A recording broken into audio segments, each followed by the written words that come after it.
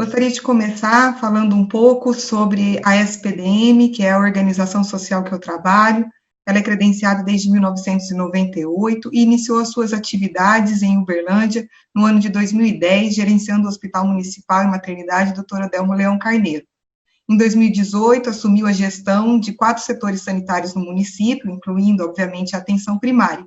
E em 2020, nós fomos surpreendidos com a Covid-19, com a pandemia, e tivemos que parar, pensar, reorganizar, rever, ressignificar os processos de trabalho, e, inclusive, tivemos que implantar um hospital de campanha em decorrência de todo o cenário que se encontrava, e o que tudo indica, esse hospital já fará parte dos nossos, da nossa rede de assistência à saúde, permanecendo implantado. A atenção primária da SPDM hoje, ela conta com 60 equipes de saúde da família, 63 equipes de atenção primária, 49 equipes de saúde bucal e 37 equipes de saúde bucal na estratégia saúde da família. No total, a SPDM tem 3.886 colaboradores, dos quais 1.500 estão na atenção primária.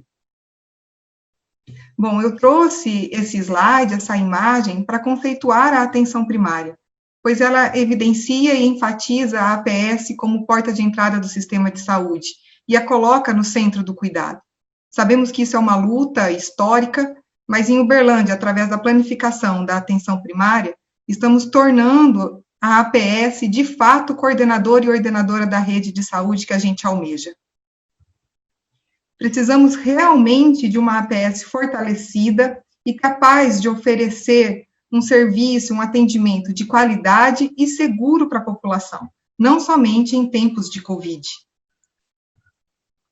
E foi isso que fez a gente pensar: as nossas unidades são seguras? Nós oferecemos um atendimento seguro para a população? Os nossos colaboradores estão seguros no ambiente de trabalho?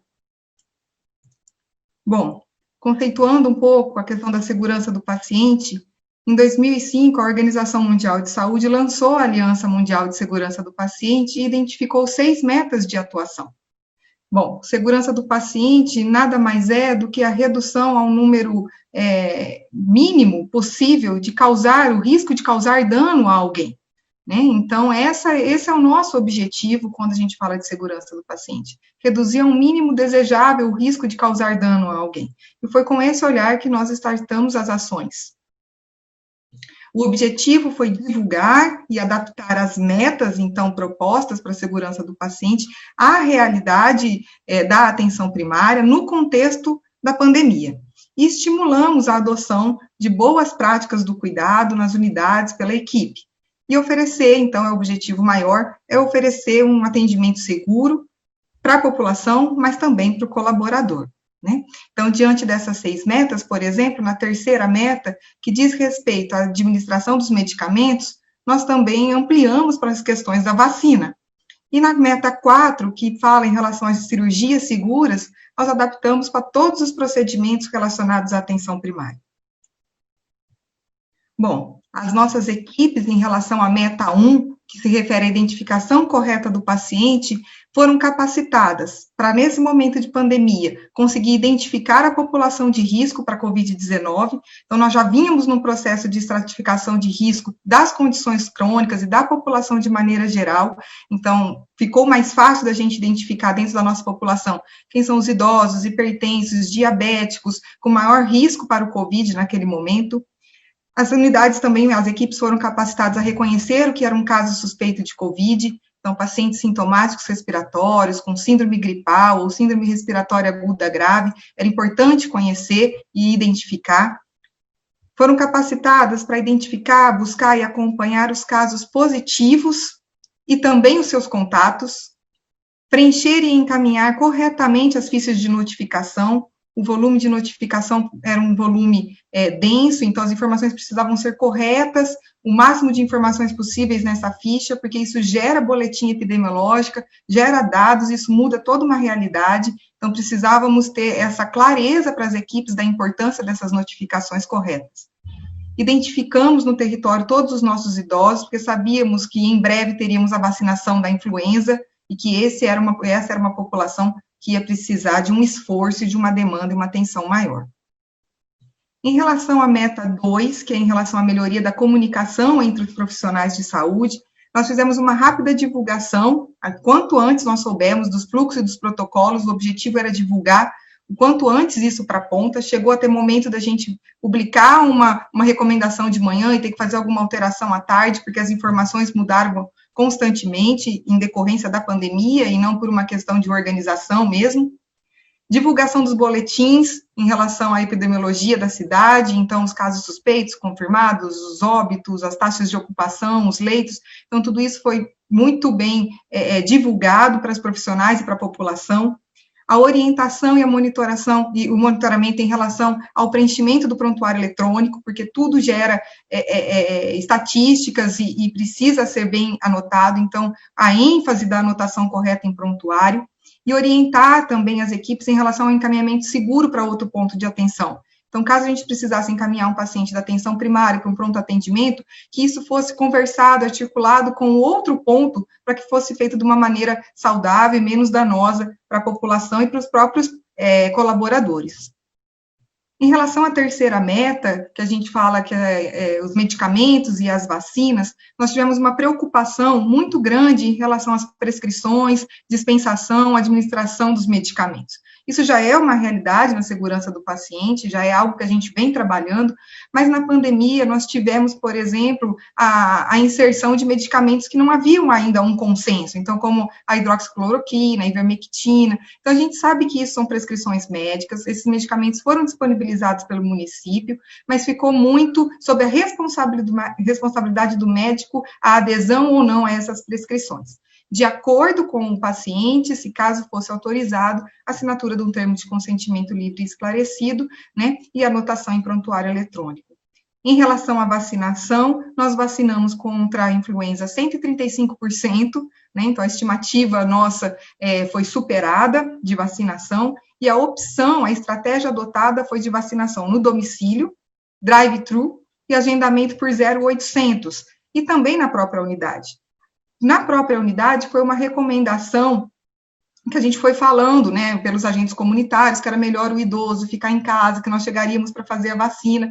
Mas quando ele foi à unidade, é lógico que a gente não negou o acesso e a vacina foi realizada na unidade, mas a maior estratégia foi realmente domicílio, drive-thru e agendamento para o 0800, mantendo tanto o profissional quanto o idoso em segurança em casa. Então, aqui só para mostrar para vocês as fotinhas com a estratégia acontecendo. Bom, em relação à quarta meta, que é em relação aos procedimentos seguros, então, todo e qualquer procedimento realizado nesse momento teve a necessidade e a importância da dispensação dos EPIs, as equipes foram orientadas sobre o uso obrigatório e correto dos mesmos, incentivo ao agendamento, por exemplo, por horário de curativo e vacinação na unidade, evitando a aglomeração, não que a demanda espontânea não fosse recebida, mas o reforço para que com isso diminuísse o volume dessas pessoas na unidade, assim também como a realização de alguns procedimentos no domicílio, né, curativo podendo ser realizado no domicílio, a realização de teste rápido foi todo conduzido pela atenção primária. Nossos colaboradores foram testados, assim como a população, né? Então, essa foi uma grande relevância.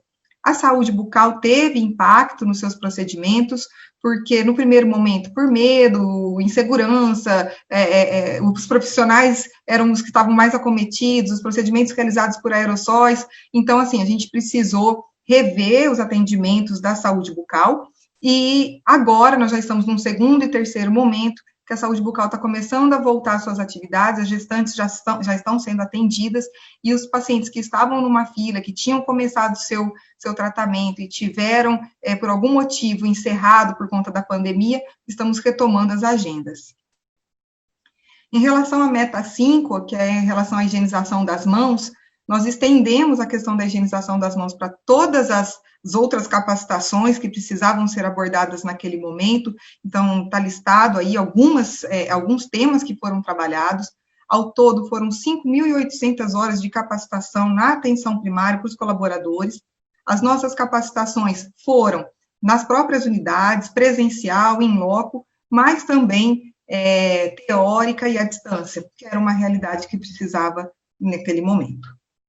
Em relação ao ambiente seguro, nós também adaptamos as nossas unidades, então identificamos os espaços entre as cadeiras, evitando também a aglomeração. Estabelecemos um fluxo externo para as pessoas sintomáticas, então, quando alguém chega na unidade com algum sintoma, é recebido por alguém na recepção, que identifica os sintomas e encaminha, por exemplo, para uma tenda como essa, onde aguarda um cuidado separado dos demais e um fluxo mais alternativo e externo possível da unidade. Né? Bom, nós entendemos que com a pandemia é um novo normal, muitas coisas vão se consolidar e a gente vai precisar rever. Por exemplo, a cultura da segurança do paciente é algo que tem que, de fato, permanecer, né? Então, isso já estava sendo construído, nós já temos essa preocupação com todos os colaboradores que entram na nossa rede, mas a divulgação da cultura, né, fazer a segurança do paciente se consolidar culturalmente é um trabalho contínuo, né?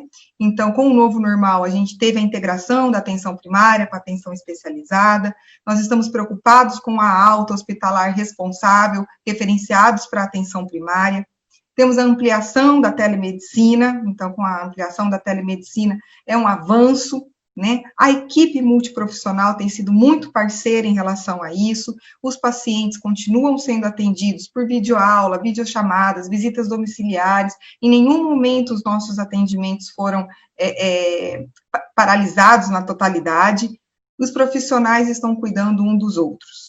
Então, a gente também percebe o pessoal da saúde mental dando uma atenção para os colaboradores que estão na linha de frente, um acolhimento, a questão da auriculoterapia, a questão, às vezes, de uma escuta qualificada, né? Então, isso já tem feito uma grande diferença para os nossos colaboradores.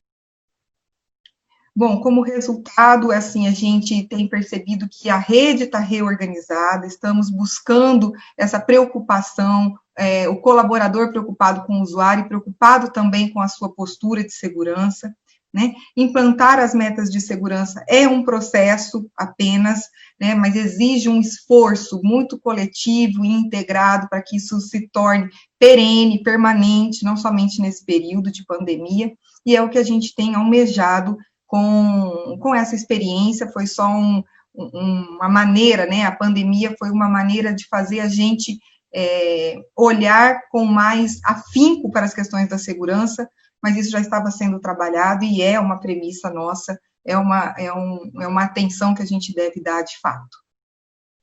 Era isso, gente. Obrigada.